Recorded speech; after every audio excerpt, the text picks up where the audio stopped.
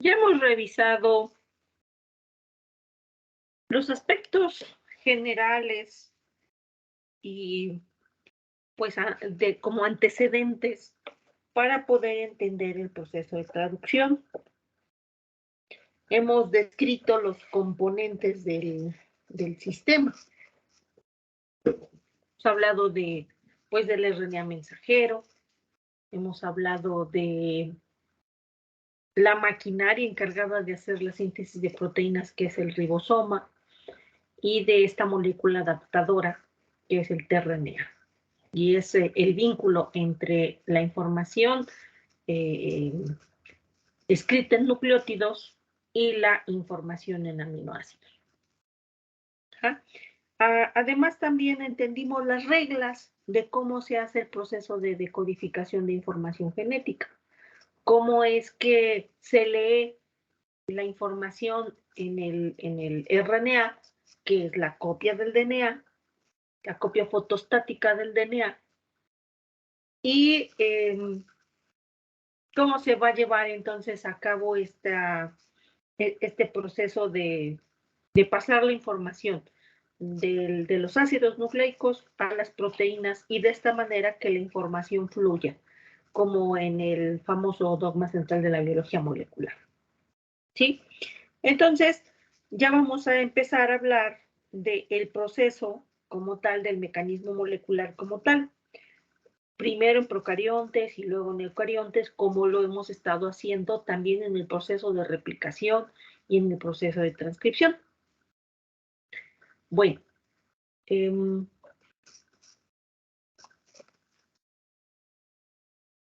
aquí podemos ver que la traducción la vamos a abordar también por etapas, y ya conocemos nuestras etapas de inicio, elongación y terminación. Las vimos en replicación, las vimos en transcripción, y también hay etapas de inicio, elongación y terminación en la síntesis de proteínas o en el proceso de traducción, como ustedes le quieran llamar. Pero aquí hay una diferencia importante, que es que hay una etapa previa al inicio. Esta etapa se le conoce como activación del aminoácido. Entonces, primero vamos a hablar de esta etapa de la activación del aminoácido, y luego ya vamos a ver cómo se inicia la traducción. Esta etapa es particular porque pues es un requisito previo al inicio de la síntesis de una proteína. Hay que activar a los aminoácidos. ¿Ja? ¿Por qué? Pues porque se necesita de energía, ¿no? El proceso de síntesis de proteínas es un proceso de biosíntesis. Entonces se necesita de la inversión de energía. Aquí, entonces hay que comprender este mecanismo de cómo se activa un aminoácido. ¿Ja? Y este proceso de activación del aminoácido tiene que ver también con el proceso de activarlo y luego unirlo al tRNA que le corresponde. ¿Se acuerdan que cuando hablábamos del codón y del anticodón y todo esto, pues decíamos que hay tRNAs específicos para los aminoácidos? Puede haber, por ejemplo, para un aminoácido hasta 3 tRNAs, puede haber 2, puede haber un tRNA. ¿Ja? Entonces, sí se necesita tener esa especificidad entre que se una el aminoácido al tRNA que le corresponde. ¿Por qué? Pues porque en el citoplasma tenemos muchos tRNAs, tenemos una concentración abundante de tRNAs, y también tenemos una concentración abundante de los 20 aminoácidos. Por lo tanto, ¿cómo se une el aminoácido correcto con el tRNA correcto? Bueno, pues es precisamente lo que vamos a explicar en la primera etapa de síntesis proteica, que es la activación del aminoácido.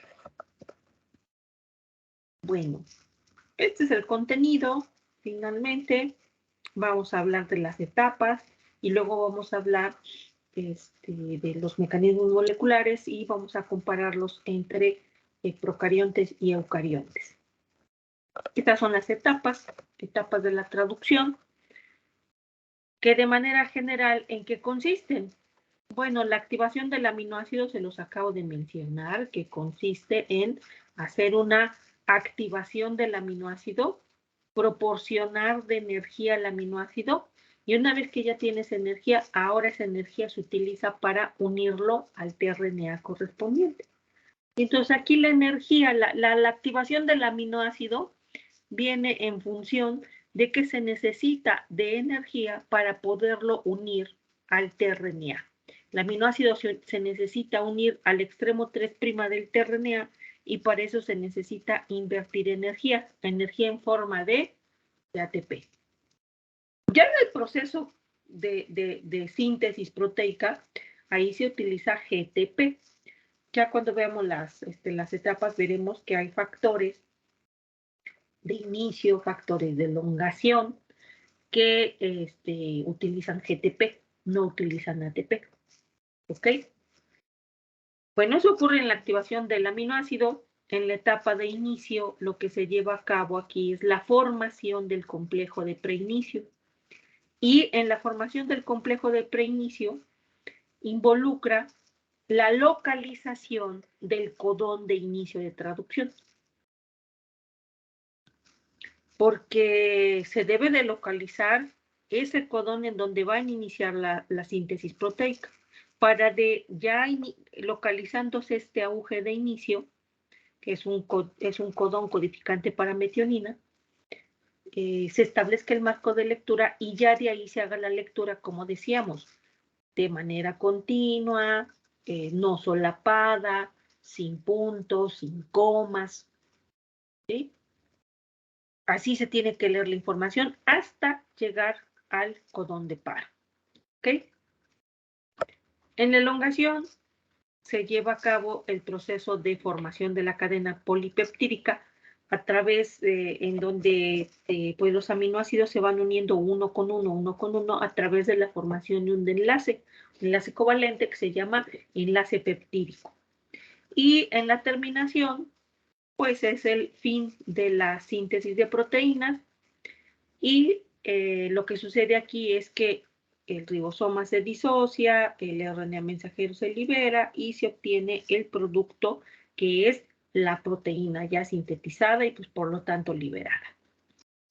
Estas son etapas, bueno, descripciones de las etapas muy sencillas, muy concretas, pero pues sí se llevan a cabo muchos procesos. Vamos a empezar con la activación del aminoácido. Y la activación del aminoácido en esta etapa participan unas proteínas muy relevantes que son las enzimas aminoacil tRNA sintetasas. Así se llaman las enzimas aminoacil tRNA sintetasas. Ahí ya se cambió la diapositiva.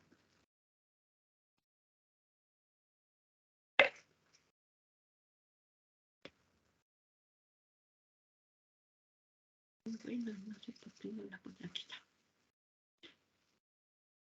Es el nombre de las enzimas, que son muy importantes, como dice aquí, para la biosíntesis de las proteínas, ya que su función es catalizar la activación del aminoácido y luego de catalizar la activación del aminoácido, también catalizan la unión de ese aminoácido al tRNA. Y el tRNA que tiene ya un aminoácido unido se le llama aminoacil tRNA. Es decir, ya es un tRNA cargado. Cuando no tiene aminoácido unido el tRNA, entonces es un tRNA descargado. ¿Ja? Y hay una nomenclatura para referirse al tRNA cargado y descargado. ¿Ja? El tRNA cargado, que ya tiene su aminoácido, es el que ya irá hacia los ribosomas, entrará al sitio A para poder aparearse con el codón, y si es complementario y si es el anticodón correspondiente, bueno, pues ese aminoácido que venía acoplado a ese tRNA, ese aminoácido es el que se va a incorporar a la cadena polipeptídica, ¿sí? Bueno, esta es una representación de cintas y listones de las aminoacil-tRNA sintetasas, y podemos ver que aquí hay ilustrados dos zonas importantes para la actividad de estas enzimas. Y estas dos zonas, estos dominios o sitios catalíticos, uno se le conoce como el lugar de activación y otro como el lugar de revisión. ¿Sale? Bueno. Ahora vamos a explicar el proceso. Y luego describimos algo de las aminoacil-tRNA sintetasas. Bueno, aquí ya vemos un tRNA cargado, un aminoacil-tRNA. ¿Sí? Esto ya es un aminoacil que viene de aminoácido tRNA.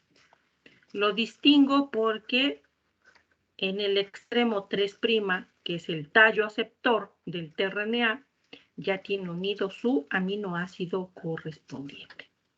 ¿Sí? Bueno, ahora, ¿cómo se forma el aminoácido tRNA? O lo que les decía que es el tRNA cargado.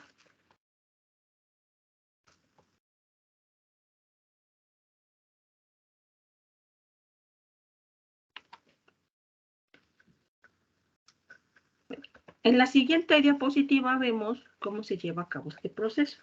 Primero que nada, hay que hacer la activación del aminoácido. ¿Y en dónde se va a hacer la activación del aminoácido? Se va a hacer en el lugar de activación de la aminoacil-tRNA sintetasa. ¿Sí? Entonces, esta enzima hace estas dos funciones, la de activar al aminoácido y la de unir ese aminoácido activado al tallo aceptor del tRNA específico. Hace esas dos cosas. Entonces estamos en el lugar de activación de la aminoacil-tRNA sintetasa. Ahí en ese lugar se une el aminoácido específico y también se une el ATP, que esta va a ser la fuente de energía.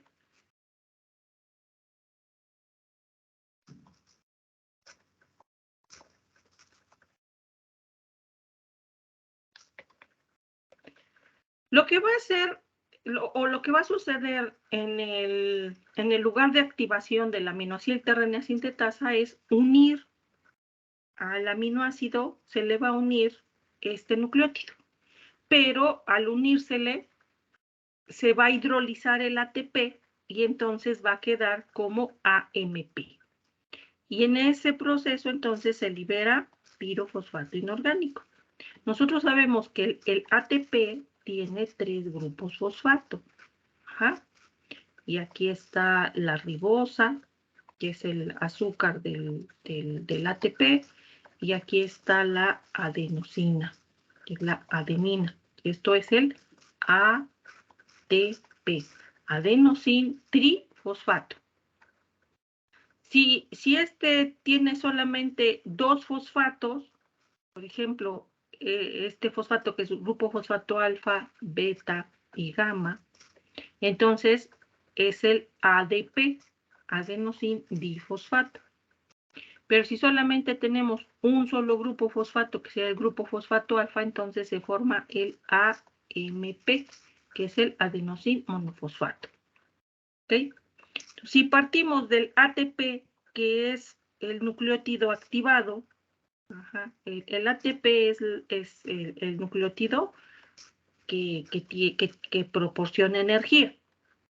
Estos enlaces, estos 3 enlaces en los grupos fosfatos son los enlaces de alta energía. Ahora se va a unir entonces este ATP al aminoácido, pero al unirse se hidrolizan los enlaces de alta energía y se libera pirofosfato. O sea, se liberan 2 fosfatos, 1 y 2 fosfatos. Por eso queda como AMP. Entonces se forma el aminoacil AMP. Esto es el aminoacil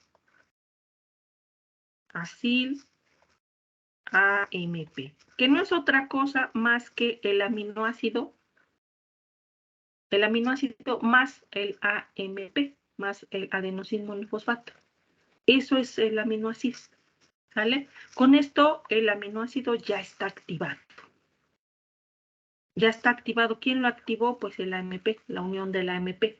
Esto está sucediendo en el lugar de activación. Ahí mismo, en el lugar de activación, ahora este aminoacil AMP va a ser trasladado hacia el tallo aceptor del tRNA. Entonces, la reacción sería aminoacil AMP más tRNA específico. Entonces, ¿el producto cuál va a ser? El producto va a ser el aminoacil tRNA, porque aquí ya vemos que el aminoácido ya está unido al tRNA correspondiente. Entonces, ya no nada más es aminoacil, ya no es aminoacil MP, ahora es aminoacil tRNA, porque el aminoácido ya está unido al tRNA. Aminoacil tRNA. ¿Y qué le pasó al MP? Ah, pues el AMP se libera. El AMP entonces solamente sirvió para activar el aminoácido y que haya la energía suficiente para poder acoplar ese aminoácido al tRNA. Y para eso fue el AMP. Y el objetivo era, pues, transferir ese aminoácido al 3' del tRNA para tener el aminoácido tRNA, que es lo mismo que tener un tRNA cargado. ¿Sí? Entonces no está tan complejo. Son dos reacciones que se hacen en el lugar de activación de la aminoacil tRNA sintetasa. La primera reacción consiste en unir el aminoácido al AMP mediante la utilización de ATP. ¿Sí? Entonces, por eso la reacción es aminoácido más ATP. Nuestro producto es aminoacil AMP más la liberación de pirofosfato inorgánico. La segunda reacción ahora es aminoacil AMP más tRNA específico. El producto es aminoacil tRNA, en donde el aminoácido ya está unido al 3' del tRNA y se libera el AMP. ¿Sí queda clara estas dos actividades en el lugar de activación?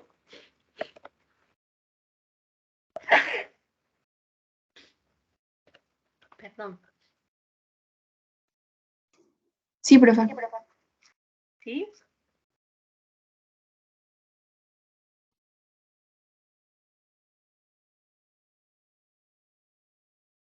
Bueno. Ahora, esta reacción está llena de especificidad. ¿Por qué? Porque por cada aminoácido hay su aminoacil tRNA sintetasa correspondiente. O sea, no crean que es una enzima genérica y que puede hacer este proceso para todos los aminoácidos. No, cada aminoácido tiene su aminoacil tRNA sintetasa. ¿Sí? ¿Por qué? Porque debe de ser esta enzima capaz de reconocer y de diferenciar a su aminoácido del resto. Entonces hay un aminoacil tRNA sintetasa, por ejemplo, para prolina, un aminoacil tRNA sintetasa para valina, un aminoacil tRNA sintetasa para leucina, un aminoacil tRNA sintetasa para isoleucina, para arginina, para lisina, para fenilalanina, para isoleucina, para triptófano, para metionina, etcétera, etcétera. ¿Sí? Entonces, por cada aminoácido hay su aminoacil tRNA sintetasa. Y de esa manera, pues se asegura este proceso eficiente en el que la enzima, como es especialista en un aminoácido, reconoce y diferencia su aminoácido del resto de los aminoácidos que estén presentes en el medio. Ese lugar de activación tiene estas características para poder acoplarse o para que el aminoácido pueda acoplarse perfectamente en este lugar de activación.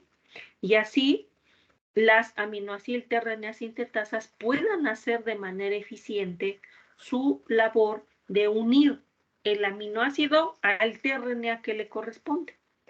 Entonces, estas aminoacil-tRNA sintetasas deben de tener esta capacidad, digámosle así, entre comillas, de poder reconocer al aminoácido y de poder reconocer al tRNA. Porque debe de haber una correspondencia entre, por ejemplo, metionina es el aminoácido. Metionina tiene su tRNA, no es tRNA cualquiera, tiene su tRNA específico para metionina. ¿Por qué? Porque el anticodón para metionina, pues tiene una secuencia, el anticodón para metionina tiene una secuencia particular, que es complementaria ¿a quién? Al codón AUG.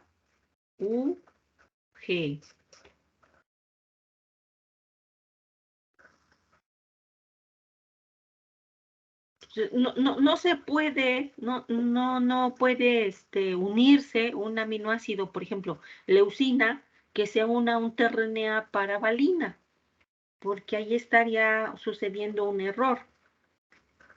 Pues hay especificidad entre la aminoacil-tRNA sintetasa, o sea, hay especificidad entre que hay una aminoacil-tRNA sintetasa para el aminoácido específico y aparte esta aminoacil-tRNA sintetasa también tiene la habilidad de identificar al tRNA correspondiente. A ver si aquí. Miren, por ejemplo, esta ya sería una representación esquemática de las dos reacciones que se hacen en el lugar de activación. Aquí empezamos con un punto número 1, en donde vemos a la aminoacil-tRNA sintetasa, ¿no? Aquí está una aminoacil-tRNA sintetasa. Aquí tiene un sitio de unión al aminoácido, un sitio de unión al ATP. ¿En dónde? En el lugar de activación, Y también hay un sitio para unión al tRNA. Y el aminoácido que se une es específico para la aminoacil-tRNA sintetasa, así como también el tRNA es específico. Si es para metionina, entonces es la aminoacil-tRNA sintetasa para metionina, tiene que unirse la metionina y tiene que interaccionar también con el tRNA para metionina. Ahora, ya que tenemos a nuestra enzima, se une el ATP y el aminoácido específico. Aquí tenemos un aminoácido específico, un ATP. En una primera reacción vemos aquí el ATP tiene 1, 2 y 3 grupos fosfato. Entonces, en una primera reacción, la aminoacil-tRNA sintetasa cataliza la unión del nucleótido al aminoácido, ¿sí?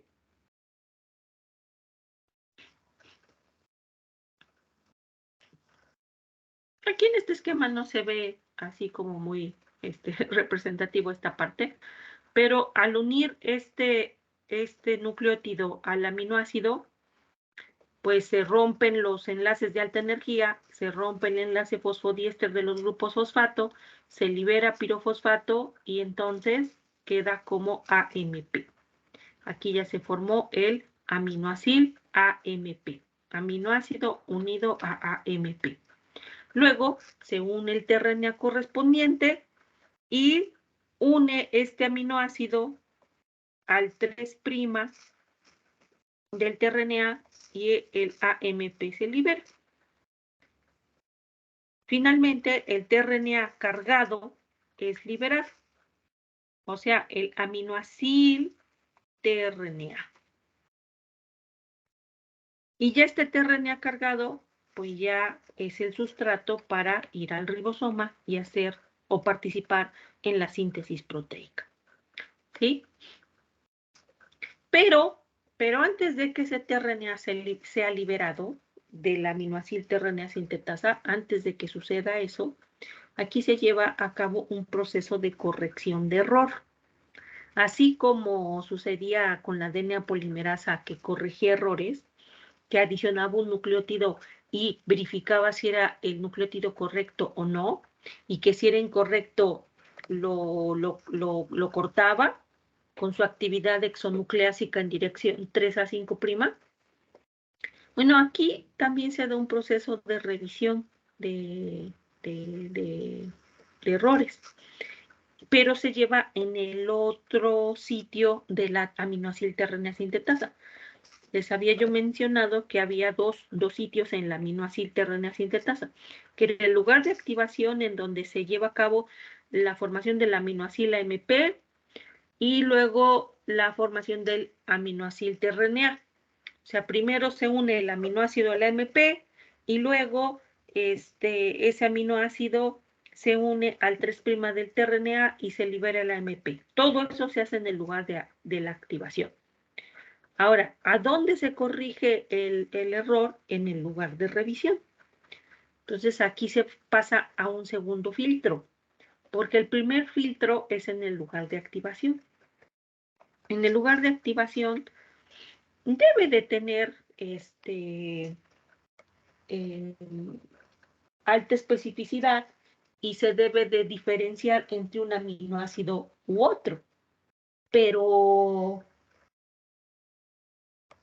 pues, estas enzimas hacen una revisión del aminoácido que ya unieron al tRNA. Y en este proceso de revisión, pues está un poquito interesante, ¿no? Pero antes de describir este lugar de revisión, vamos al primer filtro. ¿Cuál es el primer filtro? Pues el primer filtro consiste en que en el lugar de activación,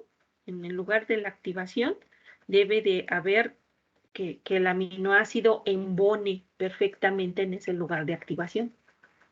Y la aminoacil tRNA sintetasa también identifica regiones en el tRNA y sobre todo en el lazo anticodón, reconoce, identifica para poder diferenciar a su tRNA del resto de los tRNAs que están en el citoplasma. Entonces, este es el primer filtro. Y el segundo filtro que se hace en el lugar de revisión, aquí sucede un proceso un poquito extraño, en el cual es diferente a la lógica que normalmente estamos acostumbrados a pensar. ¿Por qué?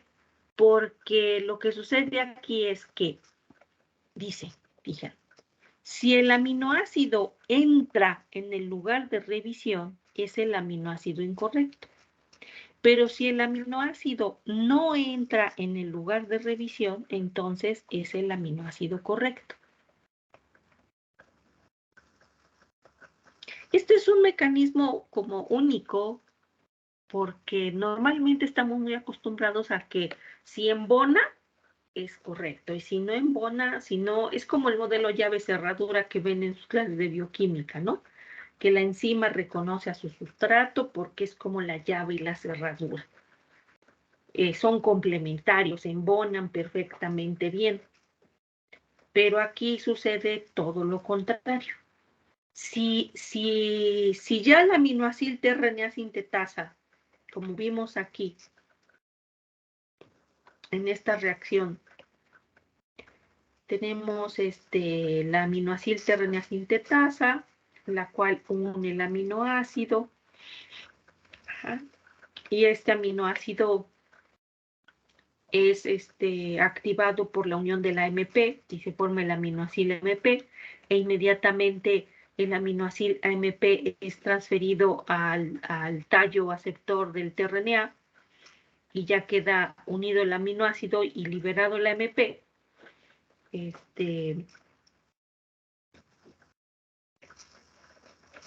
Lo que va a suceder aquí es que ya una vez transcurrido todo esto, una vez que ya está unido el aminoácido al tRNA, se pasa al lugar de revisión. Es el otro lugar de la aminoácido tRNA sintetasa para corregir, para verificar si el aminoácido unido al tRNA es el correcto o no. Y en ese lugar de revisión, si ese aminoácido que ya se unió al tRNA encaja perfectamente en el lugar de revisión, entonces se trata de un aminoácido incorrecto. Por lo tanto, pues se tiene que romper ese enlace y liberar el tRNA y el aminoácido. Ajá. Pero si ese aminoácido incorporado al tRNA no entra en el lugar de revisión, entonces quiere decir que ese es el aminoácido indicado. Y ya después de eso, entonces el tRNA ya es liberado. Ya con su aminoácido, ya un tRNA cargado, y ya puede participar con el ribosoma para hacer la síntesis proteica, decodificando la información y transportando los aminoácidos. ¿Por qué es importante hacer esto, esta corrección de errores en esta etapa? Es importante porque ya en la síntesis proteica, ya ahí ya no se lleva a cabo ninguna corrección. O sea, el tRNA lleva un aminoácido al ribosoma y el aminoácido que lleve, ese es el que se va a incorporar. Claro, siempre y cuando el tRNA tenga el anticodón complementario al codón que se está leyendo. Entonces, aminoácido que traiga, aminoácido que se incorpore. Debe de haber, por lo tanto, una eficiencia muy alta en unir el aminoácido al tRNA específico, el aminoácido específico al tRNA específico. Por eso hay aminoácido tRNA sintetasas para cada aminoácido. De hecho, es tan sutil esa identificación que, por ejemplo, aquí vemos dos aminoácidos. Vemos la fenilalanina y la tirosina. Y si comparamos estos dos aminoácidos, ¿cuál es la única diferencia entre fenilalanina y tirosina? Prácticamente la única diferencia es un grupo OH.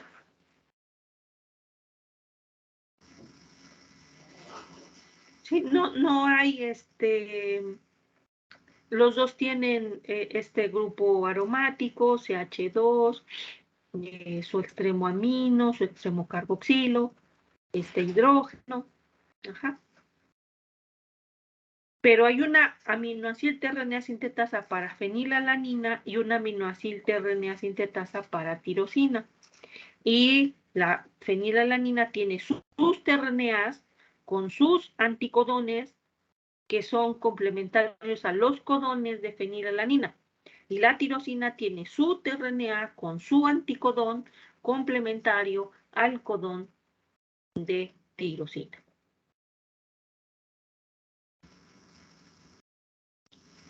Entonces, estas enzimas diferencian estas sutilezas tan sencillas. Solamente por la presencia de un grupo OH se puede diferenciar un aminoácido del otro. O, por ejemplo, aquí tenemos otros tres: treonina, valina, serina. ¿Y cuál es la diferencia? Bueno, por ejemplo, está ilustrado aquí en rosita. Aquí tenemos todo este esqueleto, es lo mismo. ¿Ya vieron? Todo esto es lo mismo. Aquí vemos una diferencia, que aquí hay un grupo metilo, es un CH3, y aquí hay un hidroxilo. Luego, este otro aminoácido serina es igual a treonina. La única diferencia también es la presencia de un grupo metilo, que treonina lo tiene y serina no.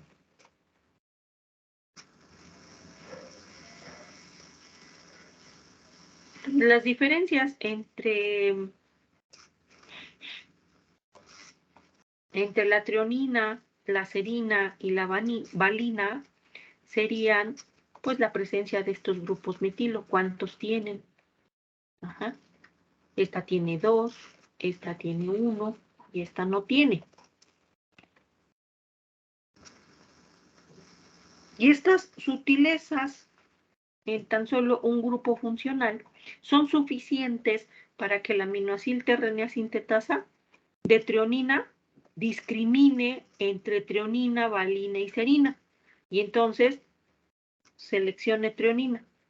La aminoacilterrenea sintetasa para valina, estos dos grupos metilos son suficientes como para que esta enzima reconozca específicamente a valina y la discrimine entre treonina y serina. Y así. Es claro este mecanismo y sobre todo el del reconocimiento del aminoácido, bueno, la corrección de error.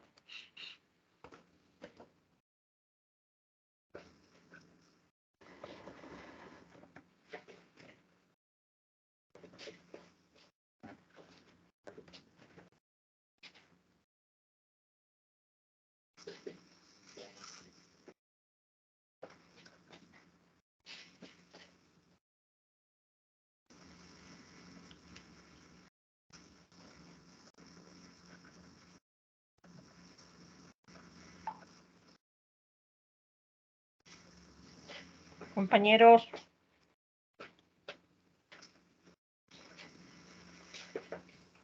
Creo que sí, profe.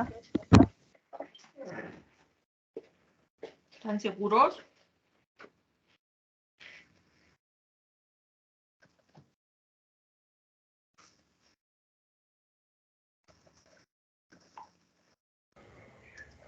Sí, profe, creo que sí.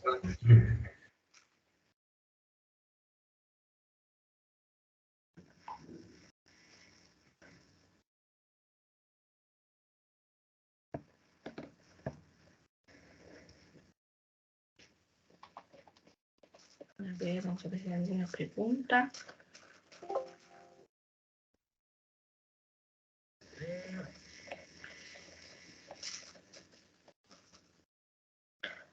Bueno, al parecer no hay ninguna pregunta.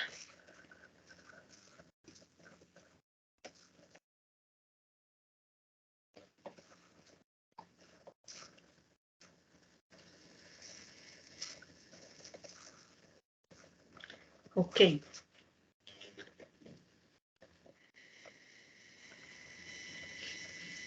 De todas las aminoacilterreneas sintetasas que hay, que pues en teoría son mínimo 20, porque son 20 aminoácidos, entonces habría 20 aminoacilterreneas sintetasas,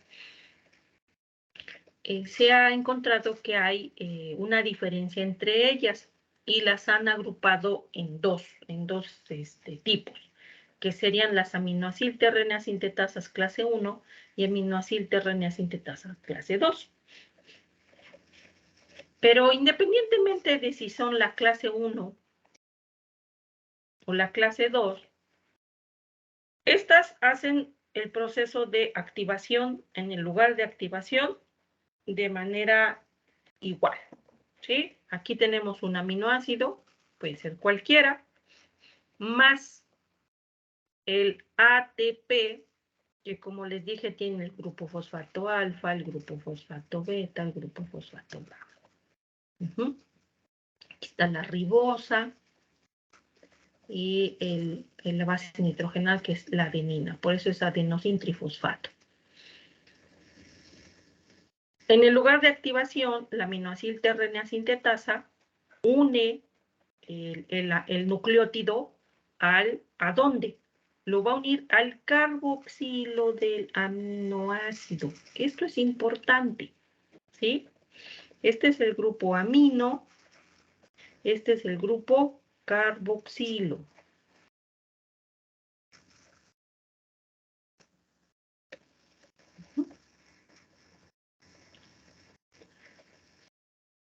Ahora vemos aquí que esta enzima, las aminoacilterrenas sintetasas, pues unen el nucleótido al carboxilo del aminoácido. Pero en esta reacción, pues vean quiénes actúan de nucleófilos. Entonces tenemos que este oxígeno, como es muy reactivo de este grupo carboxilo, este oxígeno hace un ataque nucleofílico en este átomo. Y como hace un ataque nucleofílico, pues se forma un enlace, que es el enlace que está aquí.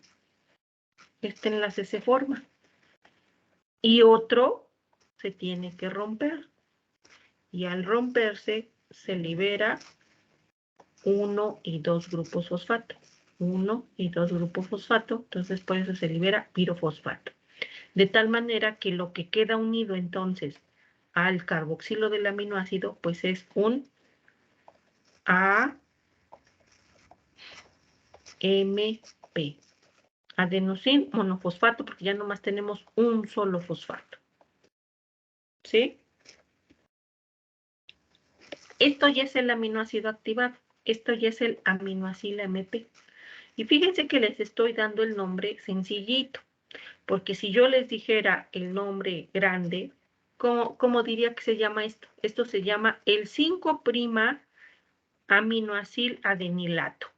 ¿Cuál les gusta aprenderse más? ¿Este o este? ¿El complejo o el sencillo? El sencillo. El sencillo. Sí, ¿verdad? Está más fácil aprenderse que que todo esto ya es un aminoacil AMP. Entonces, en esencia, ¿qué es un aminoácido AMP? Un aminoácido activado, un aminoácido que tiene un AMP unido. ¿A dónde? Pues a su carboxilo, en su extremo carboxilo. ¿Sale? Bueno, ya tenemos el aminoácido activado. Ahora este aminoácido hay que pasarlo al tRNA. Hay que unirlo al tRNA. Y si se acuerdan, recuerden que en el 3' había una secuencia que era la secuencia CCA, que se adicionaba como parte de los procesos de maduración de los tRNAs. ¿Sí? Ahí veíamos que se cortaba el 5', luego se cortaba el 3' y luego se adicionaba la secuencia CCA. Entonces es citosina, citosina, adenosina. El aminoácido tiene que quedar pegado aquí, ahí está este nucleótido. Ahí tiene que ser unido. Ajá. Y aquí es en donde se encuentra la diferencia entre las aminoacilterrenas sintetasas clase 1 y clase 2, porque unas lo hacen en 2 pasos y otra lo hacen nada más en un solo paso. Entonces, vamos a ver las clase 1 que lo hacen en 2 pasos. Aquí tenemos la secuencia en el 3', que es la secuencia CCA.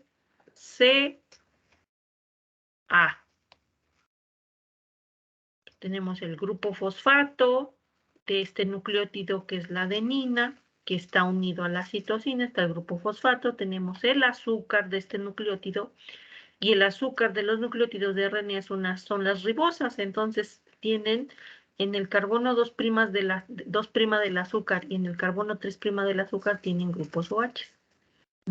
Y aquí está la base nitrogenada. En las clase 1, las aminoacilterrenas sintetasas transfieren el aminoácido a el 2' de la adenosina. Bueno, de la azúcar de esta base nitrógeno, del azúcar de este nucleótido. Sí, esta es una ribosa. Esto es la ribosa. Este grupo OH sirve de nucleófilo para hacer el ataque nucleofílico al carboxilo. Un enlace se forma, otro enlace se rompe. Entonces, el aminoácido queda unido y la adenosina ¡pum!, se libera. Se libera el AMP. ¿Sí? Entonces, aquí está la reacción. Vean cómo se libera el AMP y ya el aminoácido primero quedó incorporado al 2'.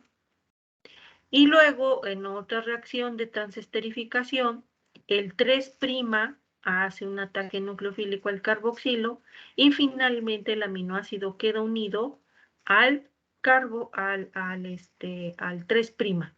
¿Sí? El carboxilo del aminoácido queda unido al 3' de la ribosa de la adenosina. ¿De quién? De las secuencias SA. Voy a conectar mi computadora.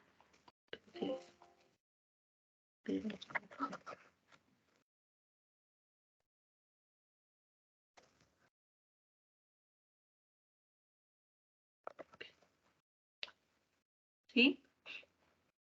Por eso son 2 pasos, porque primero el aminoácido se une al 2'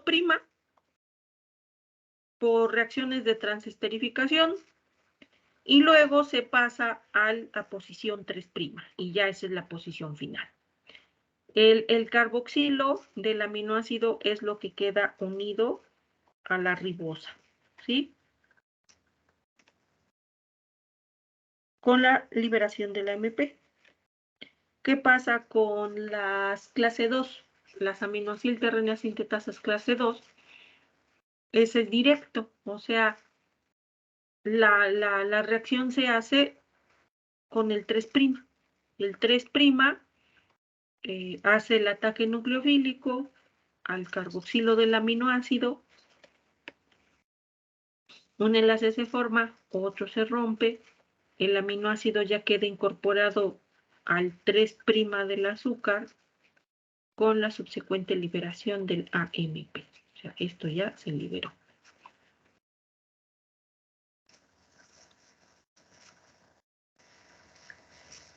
Y ya con esto tenemos a los tRNAs cargados, o sea, a los aminoacil-tRNAs. Aminoacil-tRNA. ¿Sí?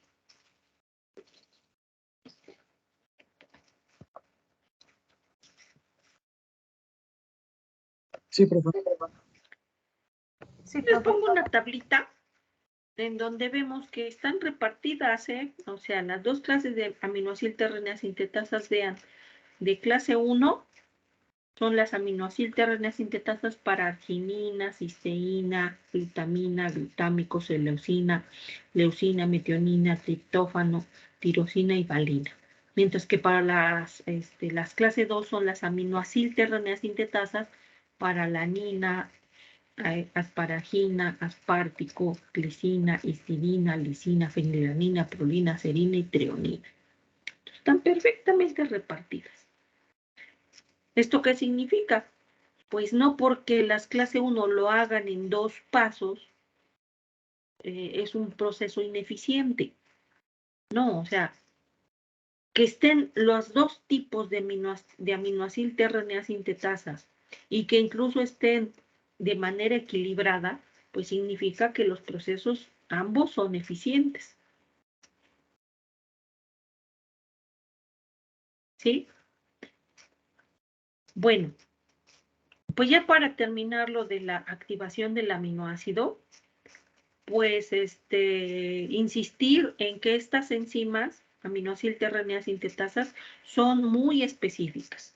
Reconocen a su aminoácido específico en el lugar de activación, lo activan, lo unen al tRNA específico del aminoácido y luego, además de eso, en el lugar de revisión verifican si el aminoácido que incorporaron es el aminoácido correcto. ¿Cómo lo hacen? Pues porque si el aminoácido entra en el lugar de revisión, es el incorrecto. Si no entra en el lugar de revisión, entonces es el correcto. Y ya el tRNA ya se puede liberar de manera ya cargada. ¿sí? Si es incorrecto, entonces hay que quitarle ese aminoácido y volver a empezar a hacer la aminoacilación del tRNA. Esta enzima entonces es muy versátil, es muy dinámica, porque hace varias cosas, ¿no? Tiene que identificar al aminoácido, tiene que catalizar las reacciones de activación, las reacciones de transesterificación que vimos ahorita para unir el aminoácido al tRNA, tiene que reconocer al tRNA y aparte tiene que corregir si el aminoácido que adicionó es o no es. Vemos que entonces estas enzimas, aminoacil-tRNA sintetasa, pues establecen diversos puntos de contacto, ¿no? Con el aminoácido y también con el tRNA. Aquí estamos viendo que en el lazo anticodón, la aminoacil-tRNA sintetasa está estableciendo conexiones para poder diferenciar un tRNA de otro. También aquí hay unas bases, un par de bases en esta zona que también son importantes para el reconocimiento específico del tRNA. ¿Sí? Bueno. ¿Alguna duda?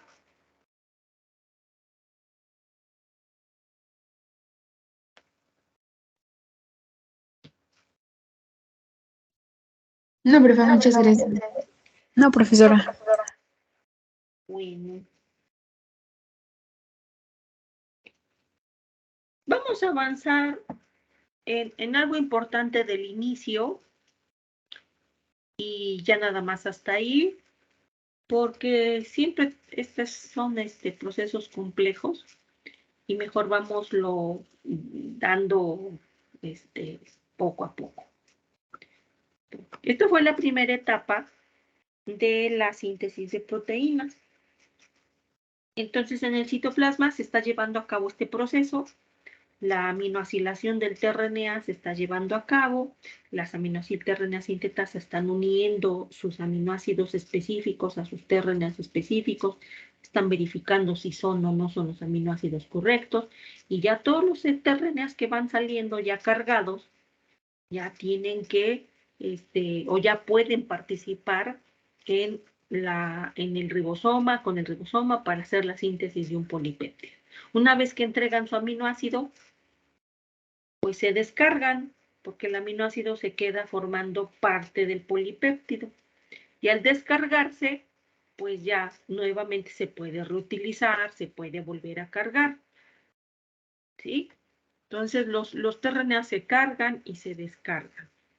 Y en términos de escritura, ¿cómo diferenciar un tRNA cargado de uno descargado? Bueno, por ejemplo, un tRNA, así solito, por ejemplo, vamos a poner, va a ser el tRNA para metionina. Este es el tRNA de metionina. Y está descargado. Cuando tenga un subíndice, aquí, entonces quiere decir que ya es un aminoácido tRNA y está cargado. ¿Ah? Si les pongo así, el leu tRNA, así nada más solito, ¿esto qué es? Este es un tRNA descargado. Si le pongo un subíndice con el mismo abreviatura del aminoácido, entonces esto significa que ya este es un aminoácido tRNA, ya es un tRNA cargado. ¿Sí? Y así podemos escribir el tRNA para prolina, pro-tRNA descargado. Pro-tRNA y subíndice pro, pues tRNA para prolina cargado. Y así sucesivamente. ¿Sale?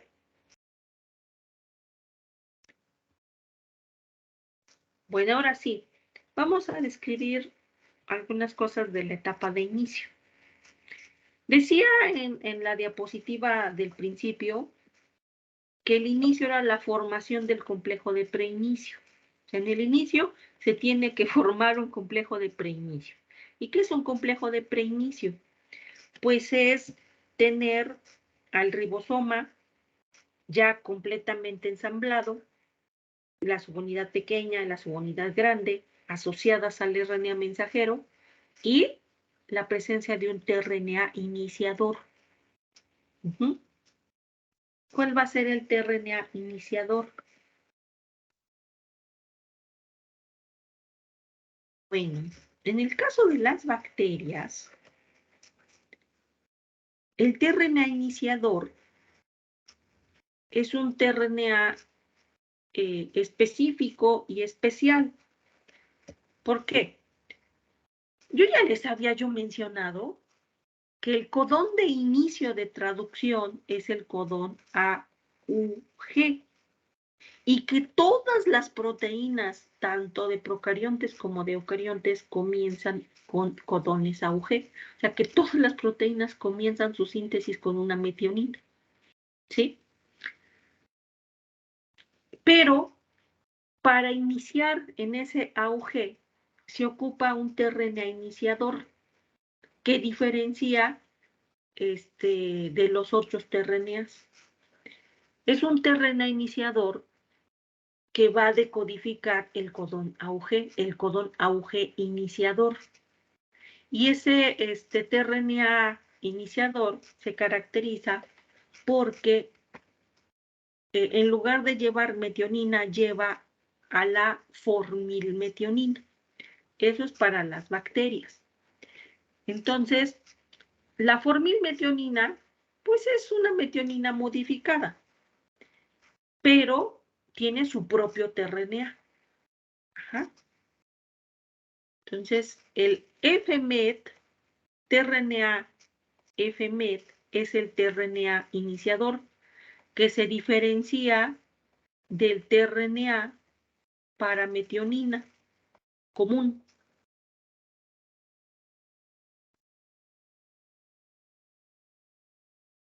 Este tRNA iniciador solamente se va a ocupar para iniciar la síntesis proteica, para reconocer este auge de inicio.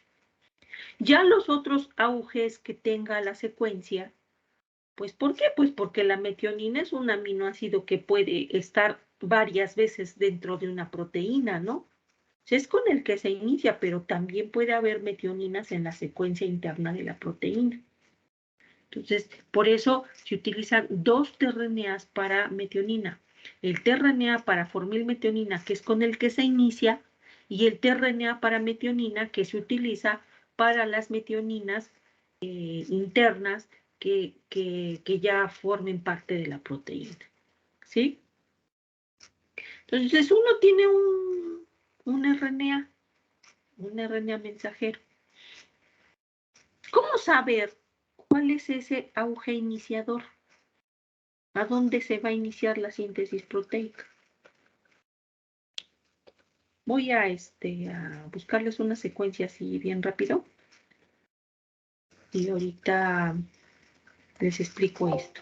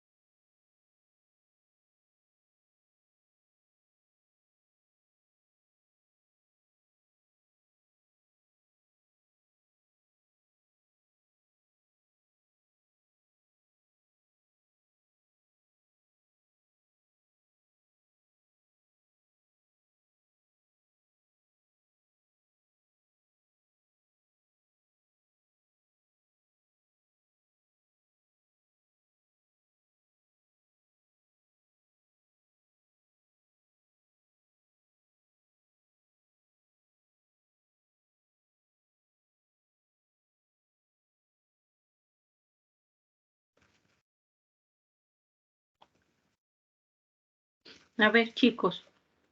Yo busqué ahorita una secuencia de un gen, pues cualquiera, ¿no? Y esta es su secuencia de RNA. Ajá.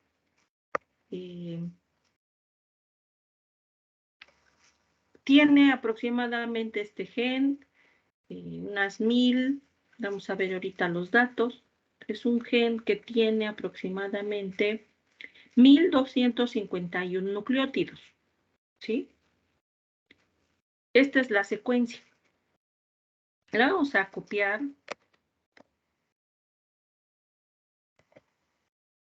Vamos a poner aquí en nuestra presentación.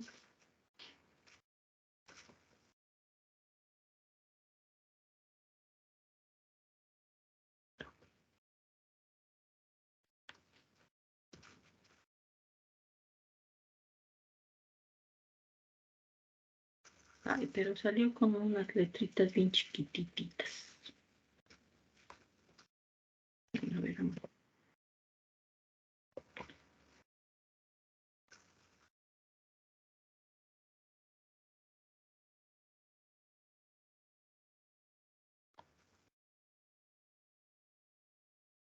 algo así.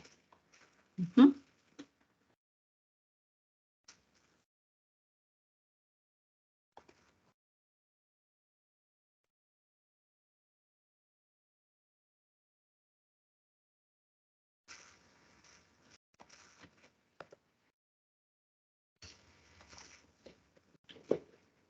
Esta es la secuencia de RNA. Ahora, bueno, es la de RNA, bueno, la de DNA codificante, ¿sí? DNA codificante, porque tiene Ts. Entonces no vamos a buscar un auge de inicio. ¿Por qué? Porque estamos en DNA, entonces lo que vamos a buscar es ATG. ¿Sí me explico eso?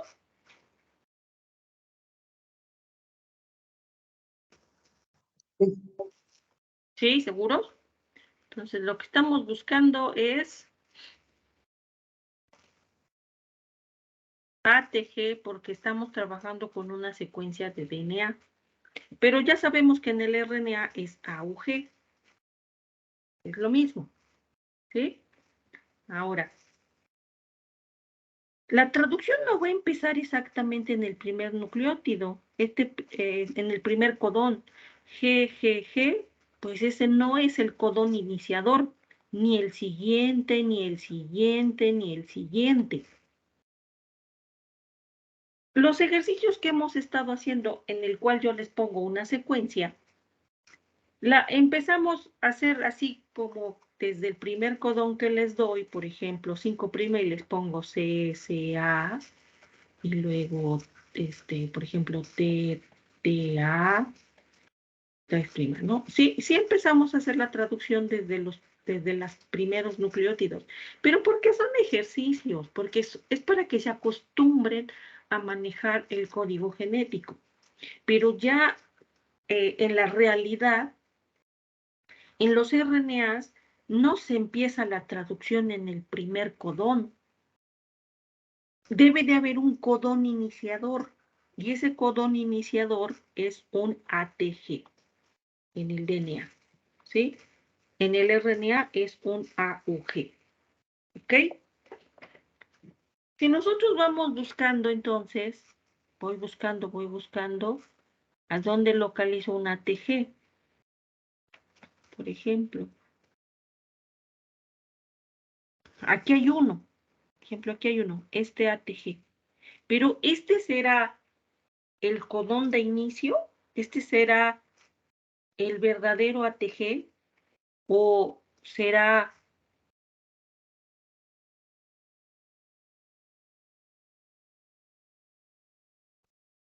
este.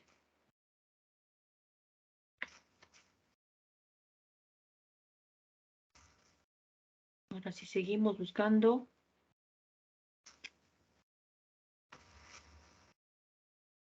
o será este.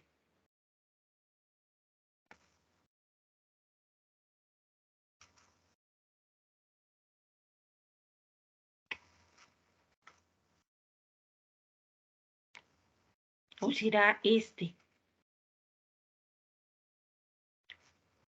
¿Cuál es el ATG de inicio? Y podemos seguir buscando a lo largo de la secuencia.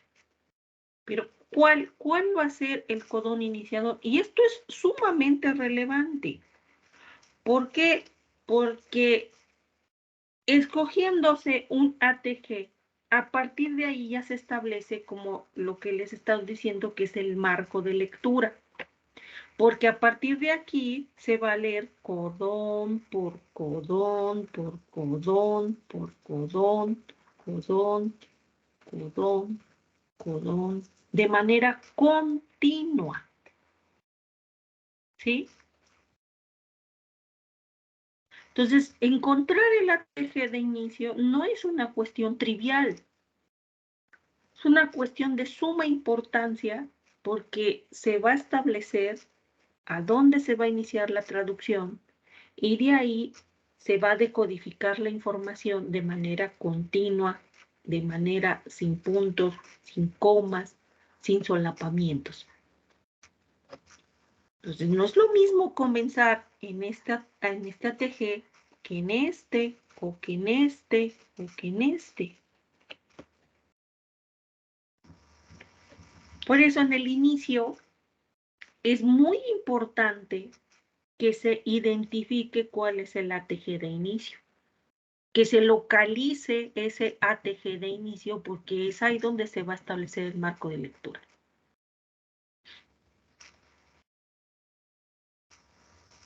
¿Sí queda claro eso?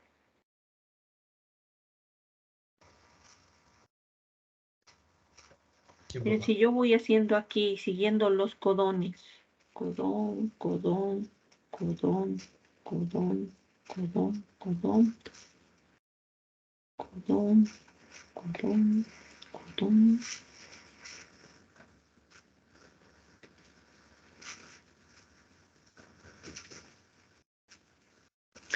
Vamos a borrar esto acá para ver qué pasa acá.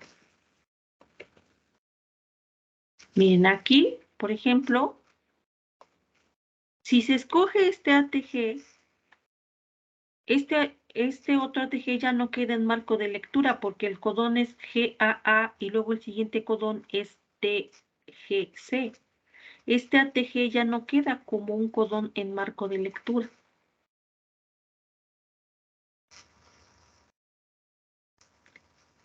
Si escojo, o si la maquinaria escoge este ATG,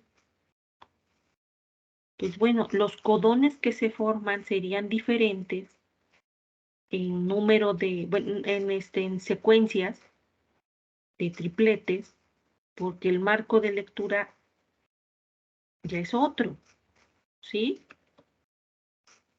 Por eso la insistencia de que encontrar ese ATG no es algo trivial, no es algo que no sea relevante, al contrario, es de suma importancia, porque de ahí se establece cómo se va a ir leyendo la información y qué aminoácidos va a tener esa proteína.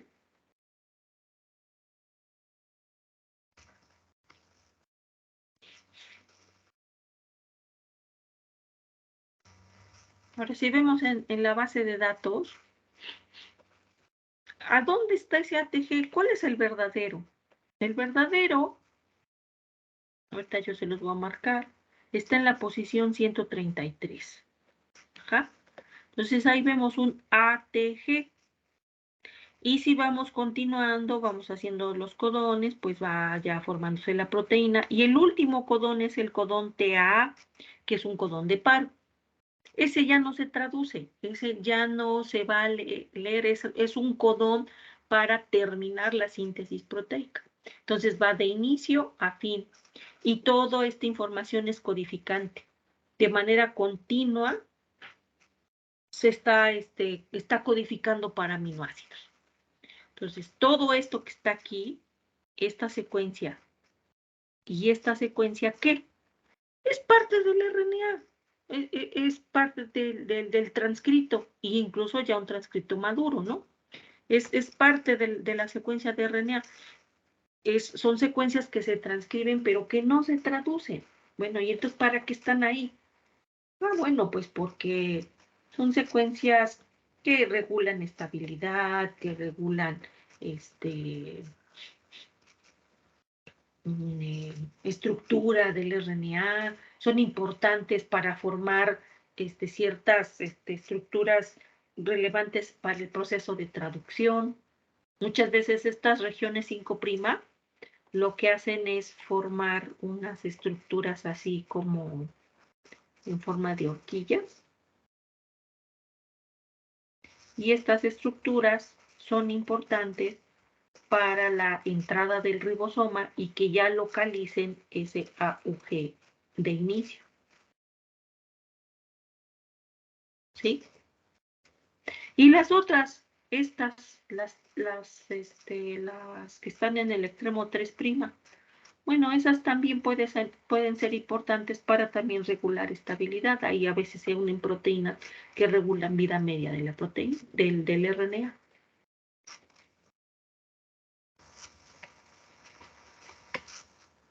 ¿Sí? Ahora la pregunta es, bueno, ¿y cómo le hace el ribosoma para saber cuál es ese auge de inicio en el RNA? ¿Cómo sabe? Ahorita trabajamos con ATGs porque tomé una secuencia de una base de datos que lo que reporta son secuencias de DNA, no reporta secuencias de RNA, ¿sí? Entonces, no se me vayan a confundir, ¿ok? Por eso, entonces, la pregunta es, bueno, ¿y cómo le hará el ribosoma para discriminar entre todos estos ATGs que puedan estar antes del verdadero o después del verdadero? Porque después del verdadero puede haber del verdadero ATG de inicio, o auge de inicio. ¿Cómo diferenciar a los que están antes o después? ¿Cómo discriminarlo? Bueno, pues ¿qué sucede en los procariontes? Resulta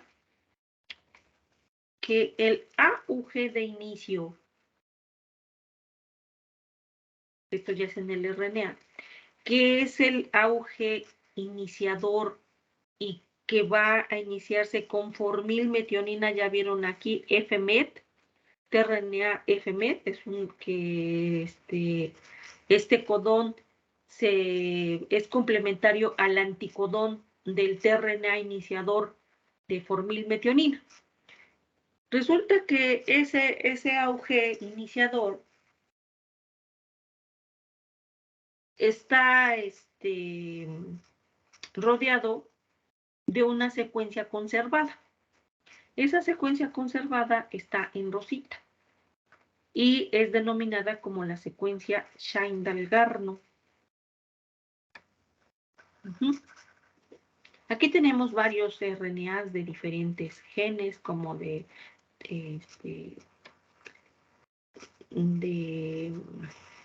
unos operones que se llaman de triptofano, arabinosa, de lactosa, etc. Entonces son los transcritos, los RNAs mensajeros, ¿no?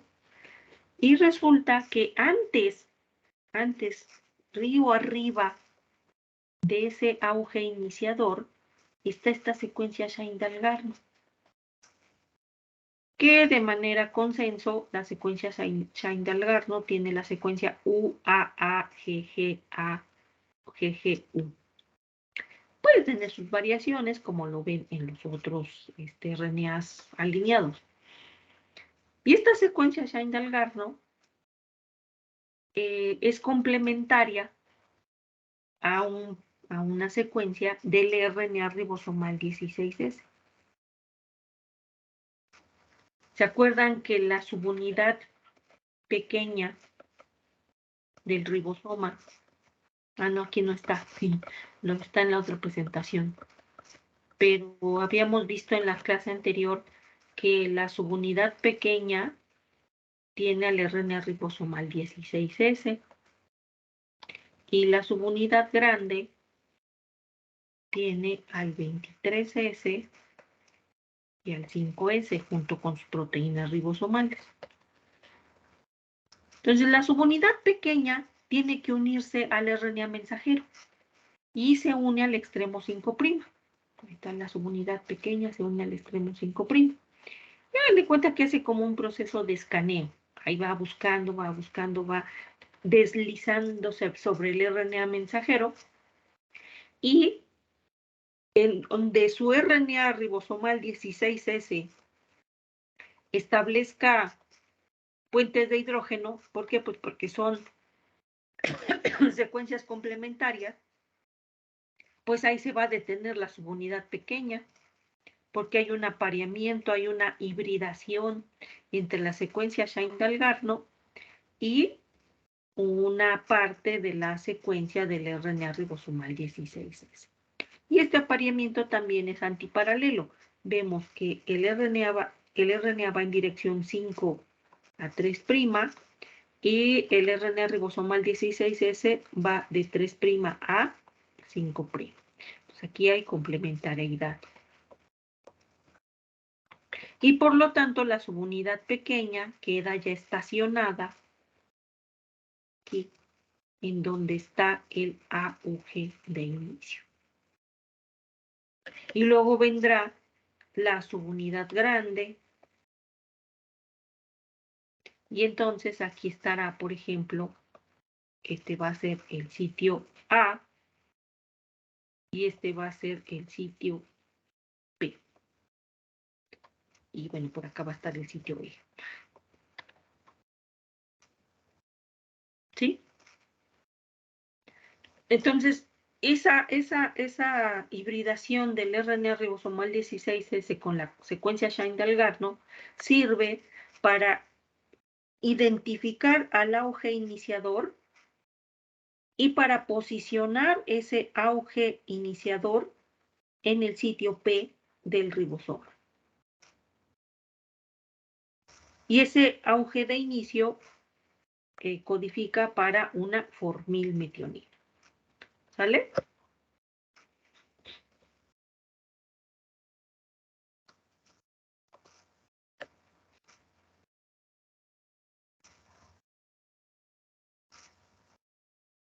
Eso es formar el complejo de preinicio. Formar el complejo de preinicio es que la subunidad pequeña se una al RNA mensajero. Luego escanee buscando el AUG iniciador. Ahí en donde haya hibridación en la secuencia Shine-Dalgarno, pues ya queda detenida la subunidad pequeña y el AUG iniciador queda posicionado en el sitio P del ribosoma, que ya habíamos visto, que tiene sitio A, sitio P y sitio E. Bueno, este AUG iniciador queda en el sitio P. Y luego llega el tRNA para formilmetionina. El tRNA y que trae a una formilmetionina unida. ¿Sí? Esto es el complejo de preinicio. Ya cuando se tiene estos componentes, el RNA mensajero, la subunidad ribosómicas, las dos, la grande y la pequeña ensambladas, y el tRNA para formilmetionina, ya tenemos todo listo para, pues para elongar. ¿Ok? Pero ensamblar este complejo de preinicio, pues tiene sus características. Ahí participan unos factores que se llaman factores de inicio. Pero pues ya eso lo veremos en la siguiente clase. Ahorita yo nada más lo que quería era que supieran la importancia de diferenciar un AUG de inicio del resto de los AUGs. Y que es muy relevante encontrar ese AUG de inicio porque ahí se establece el marco de lectura. Y pues por lo tanto se lee esa información y pues se determina el contenido de aminoácidos de una proteína. ¿Ok?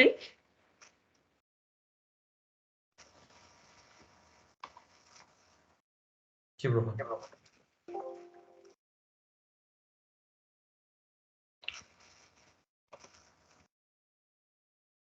¿Dudas, compañeros?